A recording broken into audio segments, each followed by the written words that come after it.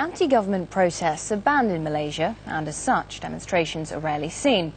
On Saturday, though, for the first time in almost 10 years, opposition parties defied that ban in their thousands. Their demands for free and fair elections were met with tear gas and water cannon. Amid complaints, chemicals were used against them. Hamish MacDonald found himself at the centre of these clashes. This is democracy, Malaysian style. Riot police surrounded the protesters and moved in with water cannons, dumping their chemical load.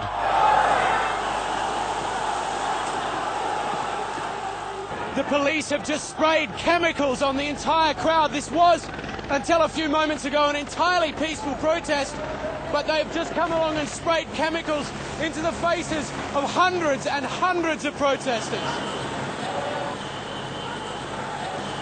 Thousands ran into Masjid Jamek, one of Malaysia's most historic mosques. They screamed for open democracy and emerged again, defiant. Do you think the people are afraid of the authorities? They are not afraid. That I can assure you. Defiance was met by shots of tear gas. This rally was organised to demand free elections, a contentious issue in this country, which has had one party in power since independence. That ruling party, UMNO, said the protest was illegal. Of course, if there is a clash, then of course people will not be very happy. But it's the thing that we try to avoid. That's why we say that if you want to have, we have to get the police permit. Elections are widely expected to be held early next year, but today Malaysia's democratic values were truly tested. Hamish MacDonald, Al-Jazeera, Kuala Lumpur. Well, those protests were led by, among others, the former Deputy Prime Minister Anwar Ibrahim. The last big protest was sparked by his corruption trial and subsequent sacking 10 years ago.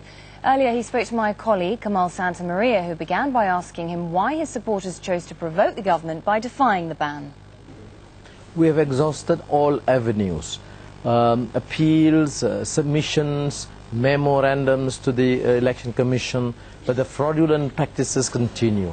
Vote rigging continue, and thousands of phantom voters identified. So the public has been given no option but except to present their case to the public and the memorandum to the King. Which is, as I understand, what you were trying to do today, get a memorandum to the King. What was in that, and did you actually successfully deliver it? Just a call. After 50 years of independence, we are calling for free and fair elections. No fraudulent practices, no vote rigging, no cheating. How can you talk about Islam Hadari, democratic state, when cheating and vote rigging is condoned by the Prime Minister and the entire cabinet? So tell me more about these fraudulent practices that you're talking about. You say vote rigging. What about other fraudulent... We have identified, Kamal, yes, we have identified thousands of phantom voters per constituency. We have adduced this evidence and facts to show that in a small constituency, hundreds of voters ranging from 100 to 120 years old, which is just silly. I mean, it doesn't make sense at all.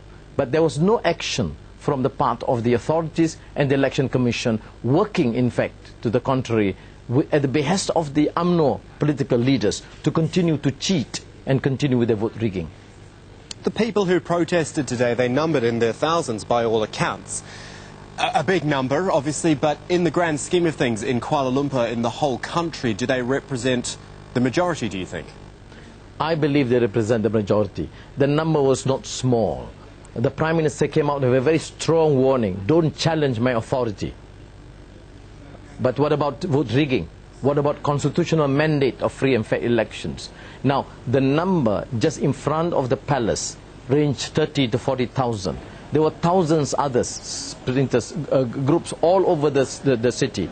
There were hundreds of buses blocked from coming into Kuala Lumpur. There were thousands of others. And I believe, given an opportunity to express themselves, hundreds and thousands, even millions are prepared to come down and just register peacefully. It's amazing The entire procession was very peaceful, except that incident where the police were very harsh and ruthless against peaceful protesters near the mosque. So absolutely peaceful. You're saying you were completely unprovoked in this today? Well, I was there in this vicinity of the palace. I was in the delegation with the Democratic Action Party, Islamic Party and the Bersih coalition of NGOs presenting the memorandum to the Secretary of the King. But we were of course thankful to the fact that some police personnel, other than this particular incident, were quite restrained in their moves, and we did cooperate with them. Immediately after the memorandum was submitted, we said we will disperse peacefully, and we did precisely that.